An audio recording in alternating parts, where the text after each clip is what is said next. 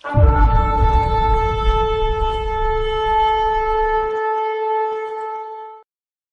के वचन का नाम है हार नहीं मानूंगा। हमेशा बोलेंगे हार नहीं मानूंगा। मार्कुस के सुसमाचार में मार्क चैप्टर 3 पहली पंक्ति से हम पढ़ेंगे।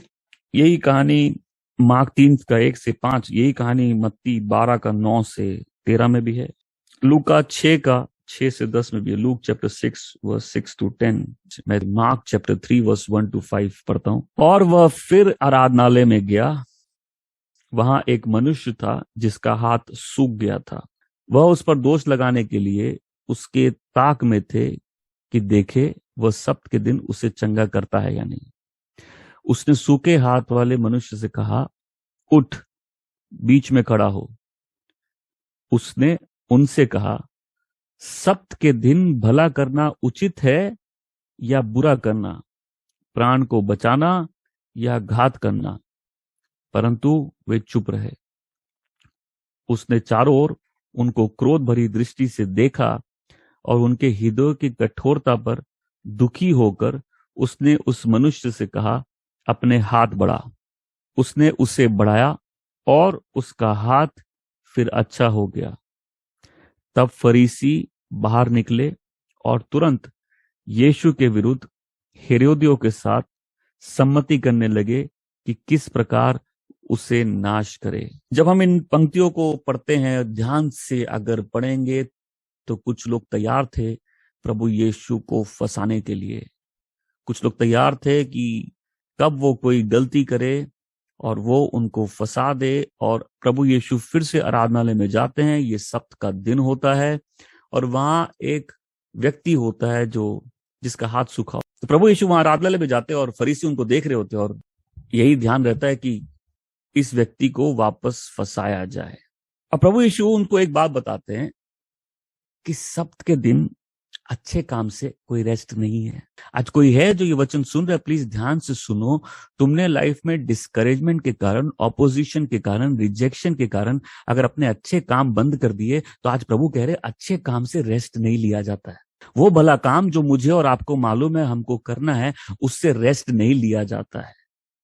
यहाँ प्रभु यीशु, उनको मालूम है कि उन पर आरोप लगाया जाना है, उनको मालूम है कुछ लोग उनको फंसाने के लिए तैयार है और उनकी गलती क्या है कि वो अच्छा करना चाहते हैं। कुछ लोग हैं मजबूर, वो अच्छा नहीं कर सकते, लेकिन कुछ लोग मजबूर हैं कि वो अच्छा करना छोड़ नहीं सकते। देखिए, जब परिस्थिति विपरीत होती है तो मनुष्य का असली चरित्र सामने आता है। एक समय के लिए कोई किसी का भी जीवन एक तारे की तरह चमक सकता है, लेकिन जब विपरीत परिस्थिति में एक आदमी को बैठकर सोचना पड़ता है कि मेरे जीवन में आगे बढ़ने का मूल्य है कि मुझे दृढ़ रहना पड़ेगा उस सत्य में जिसको मैं जानता हूं और मुझे वो अच्छे काम करना बंद नहीं करना पड़ेगा, तो बहुत से लोग घबरा के, शर्मा के, डर से मुरझा जाते हैं और अपने पुराने जीवन में वापस चले जाते हैं। बहुत से लोग कॉम्प्रोमाइज करके अच्छा करना, वो जो जानते हैं, उसको बंद कर देते हैं। बट कुछ लोग ऐसे बोलते हैं, हार नहीं मानूंगा। यहां हम इस स्टोरी में अगर हम ध्यान से देखें, प्रभु यीशु खड़े हैं आराधनालय में, उन फरीसियों से घिरे हैं जो उनको फंसाना चाहते हैं। उनसे सवाल किया जाता है, क्या सब्त के दिन ठीक करना मना है, या सब्त के दिन क्या किसी को चंगा आप कर सकते हो?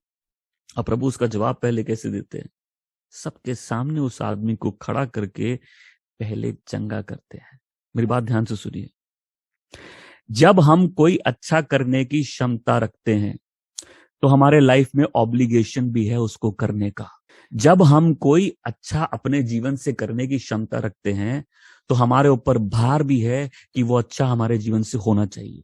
अगर रास्ते में कोई एक्सीडेंट से मर रहा है, तो अगर मैं किसी का जीवन बचा सकता था और मैंने नहीं बचाया तो मैं उसकी मृत्यु का भी जिम्मेदार हूं।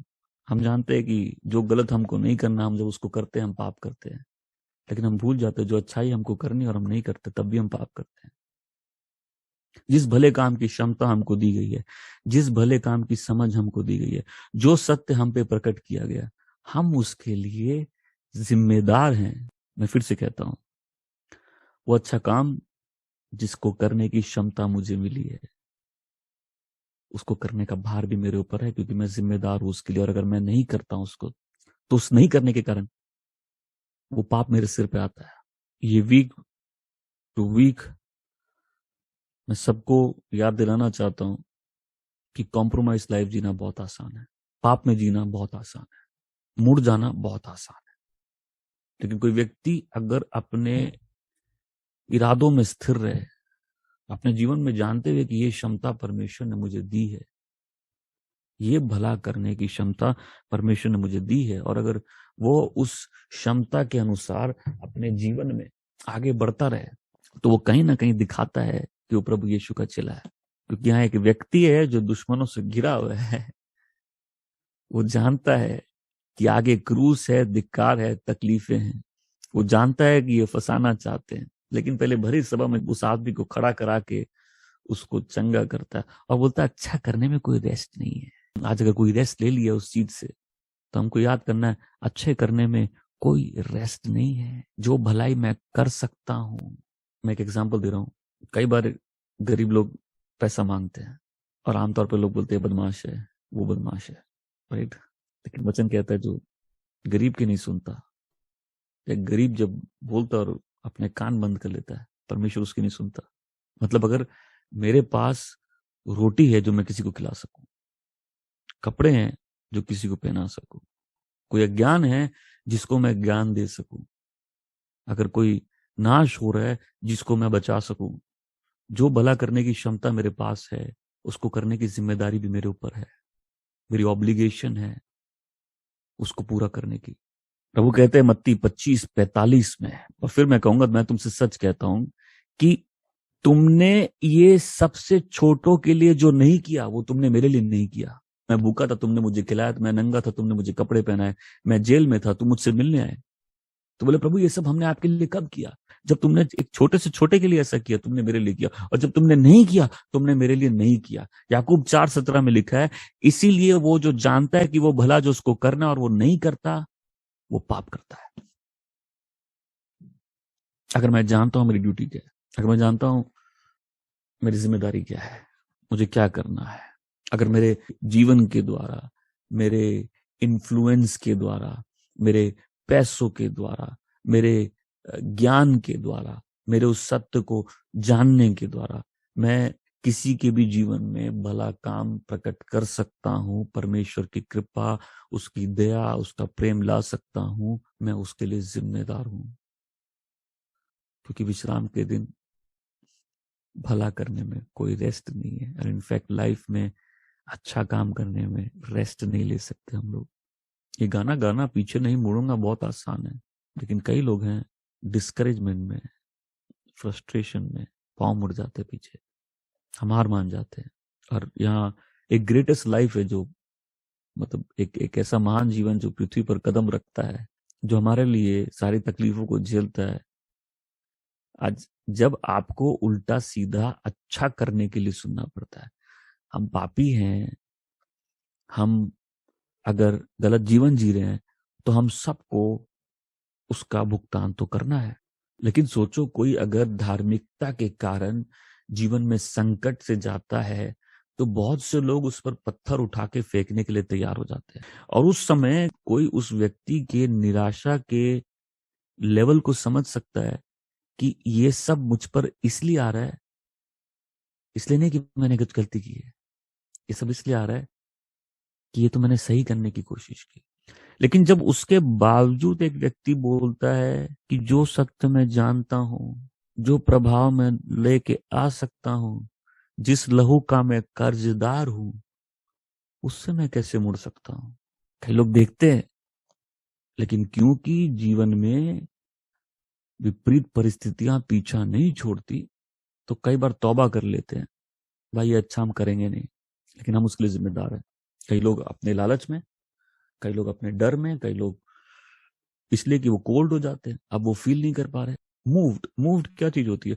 जब प्रभु यीशु ने उस भीड़ को देखा, उसके दिल को छू गया कि ये भेड़ बिना चरवाए के हैं। जब प्रभु यीशु ने भीड़ को देखा, किसी को बीमार देखा, he was moved by compassion। मतलब जब किसी की परिस्थिति हमको छू जाती है, हम उसको उस कष्ट में देख नहीं सकते, और हमको मालूम है कि हम इसके जीवन में उस तकलीफ का प्रेयर करने के बदले आंसर बन सकते हैं। लेकिन भाई हम अनुभव से बता रहे हैं, कर भला तो हो बुरा, अंत भले का बुरा। जो हम अंत समझते हैं वो अंत नहीं है। जब हम अपने कोल्डनेस के कारण, अपने एपैथी के कारण, अपने कुछ चीज होती है ना, छू जाती है, जब छूट जाती है आदमी उस भार को अनुभव करता है। तब फिर क्या होता है, अपने कंफर्ट जोन से बाहर निकलता है और वो भला काम जो उसको मालूम है, उसकी क्षमता में है, वो कर सकता है, वो उसको करता है। लेकिन जब तकलीफें आती है, आदमी अपने आप को बचाने की कोशिश करता है और फिर कई बार वो सेल्फिश हो जाता है, कई बार वो बस मूव्ड इसलिए नहीं होता कि अब वो बातें दिल को नहीं छू रही, वो कोल्ड हो चुका है और फिर वो जिम्मेदार है उस पाप का परमेश्वर के सामने। क्योंकि परमेश्वर ने उसको क्षमता दी थी, उसको सत्य दिया था ताकि वो भले काम वो अपने जीवन से कर सके। आज ये मैसेज उसके लिए भी है जो अपनी परिस्थितियों में मुरझा रहा है। देखो, मैं कुछ लोगों को आंखों पे देखकर बोलना चाहता हूं, तुम भाग तो जाओगे, गिल्ट मार देगा। अभी भी वो भला करने का, वो सही करने का तुम्हारे हाथ में ही सामर्थ है। तुम जो बहाना दे रहे हो, तुम जो मजबूरियां बता रहे हो, उसके बावजूद वो सही करने का सामर्थ भी तुम्हारे पास है। अगर तुम प्रभु को जानते हो, जो कि तुम जानते हो, तो गिल्ट तुमको मार देगा। और एक इंसान को सबसे बड़ा प्रिविलेज मिला उद्धार। उद्धार के बाद जो उसका सबसे बड़ा प्रिविलेज है वो है अच्छा करने की क्षमता। अगर कोई अज्ञान है उसको सिखा सकता है, अगर कोई झुका है उसको उठा सकता है, अगर कोई खोया उसको बचा सकता है, अगर कोई दुखी है उसको कंफर्ट कर सकता है, अगर कोई बंधन में है उसको छुड़ा सकता है, अगर कोई बीमार है उसको चंगा कर सकता है, अगर कोई भूखा है उसको रोटी खिला सकता है। प्रभु का आत्मा मुझ पे छाया हुआ है, तो उसने क्या किया, मुझे भेजा है क्या करने के लिए, सुसमाचार बांटने के लिए। तो प्रभु यीशु क्यों आए? अच्छे काम करने के लिए, परमेश्वर की भलाई, उसकी अच्छाई को प्रकट करने के लिए। हम जो कर सकते हैं और हम नहीं कर रहे, हम उसके लिए जिम्मेदार हैं। पहले तो आप अपने प्राणों के विरुद्ध ही पाप कर रहे हैं, आप दूसरों के विरुद्ध पाप कर रहे हैं, आप अपने बनाने वाले के विरुद्ध पाप कर रहे हैं। और यदि हम उसी अच्छा करने में हार नहीं माने तो अपने जीवन में हम सही समय पर उसका प्रतिफल देखेंगे। देखो, जब कोई अपनी आवाज गलत के विरुद्ध उठाता है, उसके विरुद्ध बहुत सारी ताकतें उड़ जाती है और कई बार वो ताकतें उस आदमी का हश्र एक एग्जाम्पल बनाना चाहती है कि दोबारा अपनी आवाज उठाने की कोई जरूरत ना करे। यीशु को क्रूस पर मार देने से कहानी खत्म नहीं होगी। आत्मा उस सामर्थ्य में आया कि इन लोगों को रोक पाना मुश्किल हो गया। जब हम आत्मा से भरकर जीते हैं, पवित्र आत्मा हमारा सहायता करता है परमेश्वर की इच्छा के अनुसार जीने के लिए। आज मैं यही समझाना चाहता हूं, जब हम अच्छा नहीं करते, जब हम सही नहीं कर रहे, वो भले काम जो हमको प्रकट करने हम नहीं कर रहे, हमारी ऑब्लिगेशन है उसको करने की, क्योंकि क्षमता, ज्ञान हमको दिया गया है, वो प्रभाव हमारे जीवन में हमको दिया गया है। और ये दूसरी बात समझाना चाहता हूं कि अच्छा करने में हमेशा रुकावट आएगी। और इस कहानी को मत्ती 12 में देखते हैं, 10वीं पंक्ति से पढ़ूंगा, मैथ्यू चैप्टर 12 वर्स 10। देखो, वह सूखे हाथ वाला एक मनुष्य था। उन्होंने यीशु पर दोष लगाने की अभिप्राय से यह कहते हुए प्रश्न किया, क्या सब्त के दिन चंगा करना उचित है? उसने उनसे कहा, तुम में से कौन है जिसकी एक भेड़ हो और वो सब्त के दिन गड्ढे में गिर जाए तो वह उसे पकड़कर बाहर न निकाले? तो एक मनुष्य का मूल भेड़ से कितना बढ़कर है, इसलिए सब्त के दिन भलाई करना उचित है। तब उसने उस मनुष्य से कहा, अपना हाथ बढ़ा। उसने बढ़ाया और वह दूसरे हाथ के समान अच्छा हो गया। तब फरीसी बाहर निकलकर उसके विरोध में सम्मति की कि उसे किस प्रकार नाश करे, उस पे कैसे आरोप लगाए। प्रभु बोल रहे, एक जानवर जब किसी का गिर जाएगा, अगर तुम्हारा गधा गड्ढे में गिर जाए और विश्राम का दिन हो, तुम गधे से क्या बोलोगे? आज मैं तुम्हें नहीं उठाऊंगा, आज विश्राम है। गधा बोलेगा, हे इंसान, तुम क्यों गधों की तरह बात करते हो? मैं गिरा हूं, मुझे उठा दो। बोलो नहीं, हमने दूसरों को उठाने की कोशिश की थी और फिर उसका फल हम देख लिया, हमको गधा बना दिया गया। इसलिए अब हम अच्छे काम से विश्राम ले चुके हैं। गधा बोला, देखो मैं गिरा हूं, मुझे उठा दो। बोले, पहले मैं नियम देखूंगा, ऐसा करना उचित है कि नहीं, ऐसा मैं कर सकता हूं कि नहीं। बोले, हे इंसान, क्यों गधे जैसे बात कर रहे हो? मैं गिरा हूं, मुझे उठा दो। तो प्रभु उनसे रीजनिंग कर रहे कि अगर तुम्हारा जानवर भी गड्ढे में गिरा होगा, अब अभी देखो, अगर इन स्टोरीज को ठीक से समझना है, हर स्टोरी का कॉन्टेक्स्ट होता है। स्टोरी का कॉन्टेक्स्ट है विश्राम का दिन, और विश्राम के दिन क्या अलाउड है और क्या अलाउड नहीं है। विश्राम के दिन काम अलाउड नहीं है, लेकिन अच्छे काम से कोई रेस्ट नहीं है। और जब इससे पहले फरीसी सवाल उठाते हैं तो प्रभु यही समझाना चाहते हैं कि तुम नियम की पंक्तियों को, चिट्ठी को, उस लॉ के लेटर को समझते हो, लेकिन तुम लॉ के स्पिरिट को नहीं समझते हो। किस स्पिरिट में परमेश्वर ने कहा। एंड आई गेस पिछले मैसेज में ये मैंने क्लियर कर दिया था। पिछले मैसेज में इस बात को रखा था कि जब रेस्ट का विषय आता है वो गॉड के क्रिएशन से जुड़ा है। गॉड हमारी प्रोडक्टिविटी बढ़ाने के लिए ऐसा नहीं कर रहे, हालांकि इससे प्रोडक्टिविटी भी बढ़ती है। परमेश्वर, हमारे शरीर अगर परमेश्वर का मंदिर है तो परमेश्वर उस पर भी रुचि रखते हैं, लेकिन परमेश्वर कोई फैक्ट्री के मालिक नहीं है जो खाली प्रोड्यूस बढ़ाना चाहते हैं कि तुम एक दिन रेस्ट कर लो, अगले दिन तुम और खट के काम करो। यीशु भला करने के कारण मर गया। यीशु ने जुआ खेलने के कारण तो नहीं मरे, बैंकों से उधार लेके नहीं दे के फिर जेल में चले गए और फिर मरे, ऐसा भी नहीं हुआ। किसी का कत्ल भी नहीं किया, व्यभिचार भी नहीं किया। यीशु अच्छा करने के लिए मर गए। अभी कोई अच्छा करेगा, हमने बोले मरेगा क्या, वो तो नहीं बोलते हैं, तो कई लोग बोलते हैं मरना है तुमको, क्यों इतना हरिश्चंद्र बनने की कोशिश करते हो। पहला पत्रस 4 अध्याय 14 से 16 में लिखा है, यदि मसीह के नाम के कारण तुम्हारी निंदा की जाती है तो तुम धन्य हो, क्योंकि महिमा का आत्मा जो परमेश्वर का आत्मा है तुम में वास करता है। किसी भी प्रकार तुम में से कोई हत्यारा, चोर, दुष्टता का कार्य करने वाला तथा दूसरों के कार्य में हस्तक्षेप करके तंग करने वाला होकर दुख ना उठाए। पर यदि कोई मसीह होने के कारण दुख उठाता है तो वो लज्जित ना हो, वरन अपने इस नाम के लिए परमेश्वर की महिमा करे। आमेन। तो यहाँ क्लियर कैटेगरी है, दुनिया सफर कर रही है और सब बुरे के लिए ही कर रहे हैं, बट कुछ लोग सही करने के लिए सफर करते हैं। नीति वचन 3 अध्याय की पद संख्या 27, यदि तुझ में सामर्थ हो तो जिनका भला करना चाहिए उनका भला करने से ना रुकना।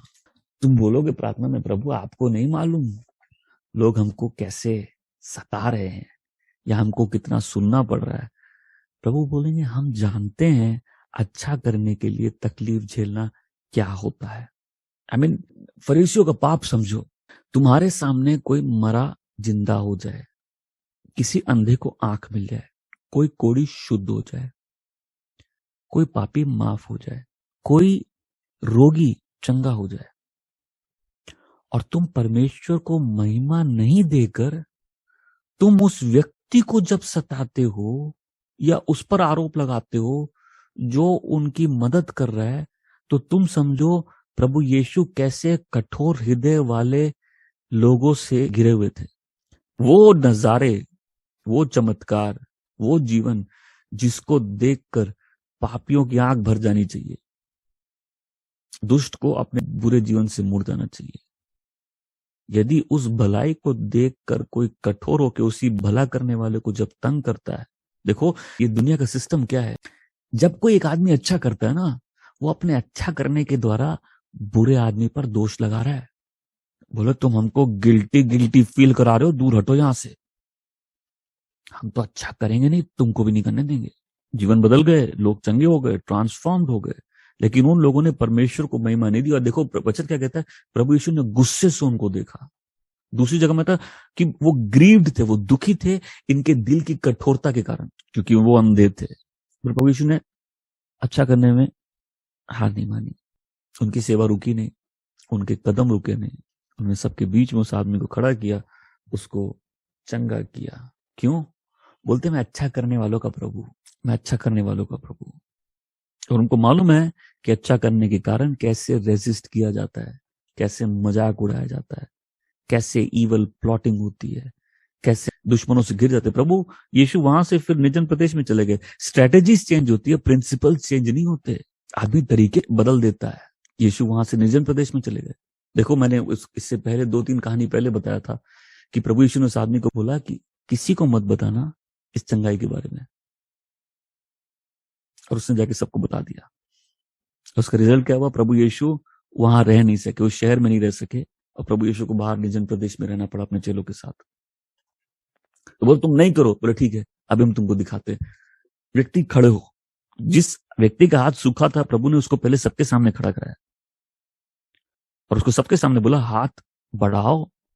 अगर किसी को पुराना मैसेज याद आ जाए, किसी को पसंद आए या ना आए, किसी को अच्छा लगे या ना लगे, क्योंकि बहुत से लोगों को अच्छा नहीं लगता है। अब देखिए, यहां पजल कर देने वाली बात है। या कभी किसी की भलाई होती है तो ऐसे भी लोग होते हैं जिनको अच्छा नहीं लगता। आपका इस दुनिया में स्वागत है। यहाँ से भी लोग हैं जो दूसरों को पनपते हुए नहीं देख सकते। बोले, भाई हम अच्छा काम क्या करें?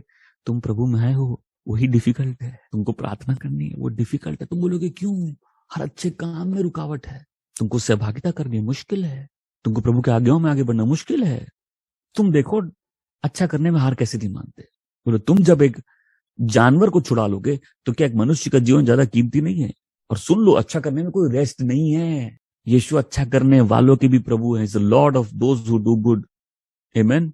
तो सवाल होगा, भाई अच्छा करने में जीवन में रुकावट क्यों है? क्योंकि इस युग का जो परमेश्वर है वो शैतान है। लोगों के मन अंधकार में है।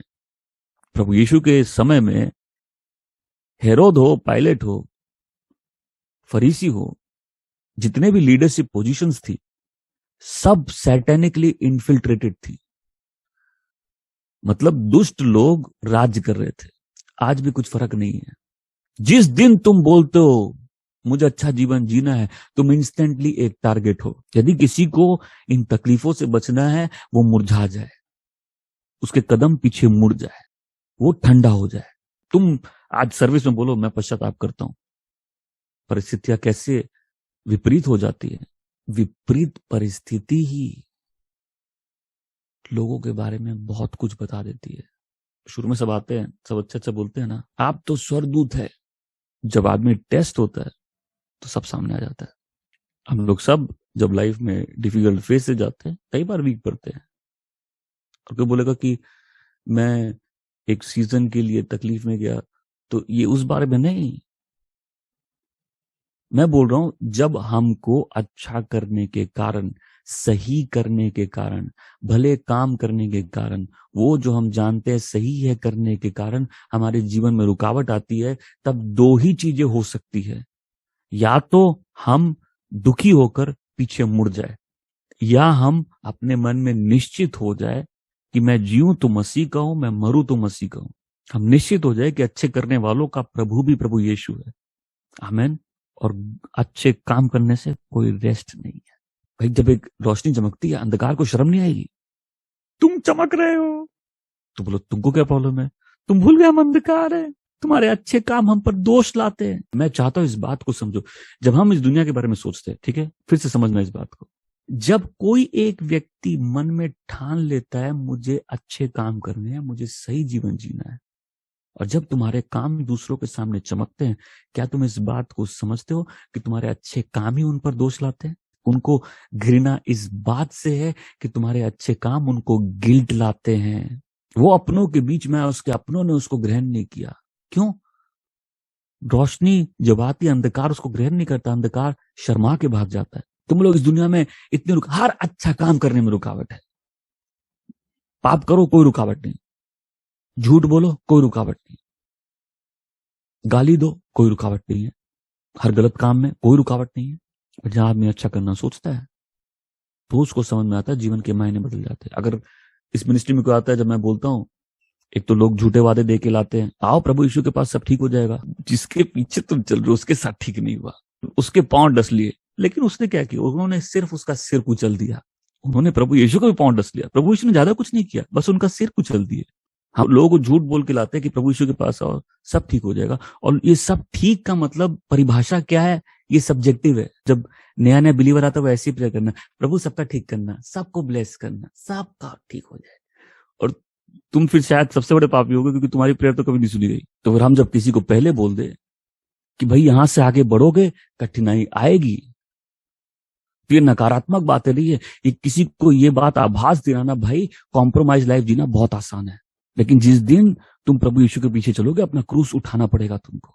अगर हम कहीं भी हार मान के अपने आप से ज्यादा प्यार करने लगे, तो हम भी ठंडे पड़ जाएंगे और वो सही करने के को बंद कर देंगे जो हमको करना चाहिए, जिसका हिसाब हमको देना। मैं फिर से बोल रहा हूं, अगर कोई मर रहा है और हम उसको बचा सकते हैं और हम नहीं बचाए, तो कहीं ना कहीं हो सकता है हम भी उसके खून के जिम्मेदार हो जाए। आपको नहीं मालूम हम पर क्या परिस्थितियां हैं, हम सब जानते हैं, फिर भी अच्छा करने की क्षमता आप ही के पास है। मैंने कितने बिलीवर्स देखे हैं, कितने विश्वासियों को देखा है, मुरझा गए, ऐसी आंखों के सामने मुरझा गए, परिस्थितियों में कुचले गए, इनका पांव नहीं डसा गया, इनका सिर कुचल दिया गया, इनके सोचने समझने की क्षमता बंद कर दी गई, ये आंखों के सामने मुरझा गए। इनको देखो तो इनके चेहरे पे वो लाचारी दिखती है कि हम चाहते हैं लेकिन हम कर नहीं पा रहे, क्योंकि उन परिस्थितियों में कॉम्प्रोमाइज बहुत इजी है, लेकिन अच्छा करना कभी भी आसान नहीं था। आगे बढ़ना, दूसरों से प्यार करना, प्रभु की सेवा करना, दूसरों को माफ करना, जो सत्य हम जानते हैं उसके अनुसार जीना, अपने आप को निरंतर प्रभु को देना, यह आसान नहीं है।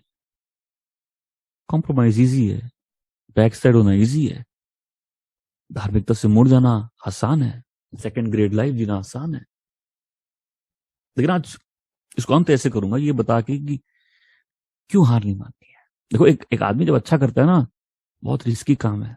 जब कोई अच्छा करता है वो अपनी लाइफ को रिस्क में डाल रहा है, बट जब एक व्यक्ति अच्छा करने में हार नहीं मानता, वो दिखाता है उसके जो कन्विक्शंस हैं वो बहुत डीप है। मैं हमेशा बोलता हूं, हम कितना जानते हैं उससे ज्यादा जरूरी है हम जो जानते हैं वो कैसे जानते हैं। ज्यादा ज्ञान जरूरी नहीं है, लेकिन क्या उन बातों की गहराई है जिनको हम जानते हैं, क्या वो विश्वास गहरा है। जब वो व्यक्ति बोलता है कि हम अच्छा करने में हार नहीं मानेंगे, वो क्या बोल रहे हैं, मेरे कन्विक्शंस डीप है, आई एम कन्विंस्ड है, आई एम फुली परसुएडेड, मैंने मन बना लिया है, मेरा मन बना हुआ है, इस बारे में मैं निश्चित हूं। इस जगह कॉम्प्रोमाइज का सवाल नहीं उठता। क्यों? मैं परसुएडेड हूं, मैं अपने माइंड में फुली कन्विंस्ड हूं। ये चीज नेगोशिएशन के लिए नहीं है।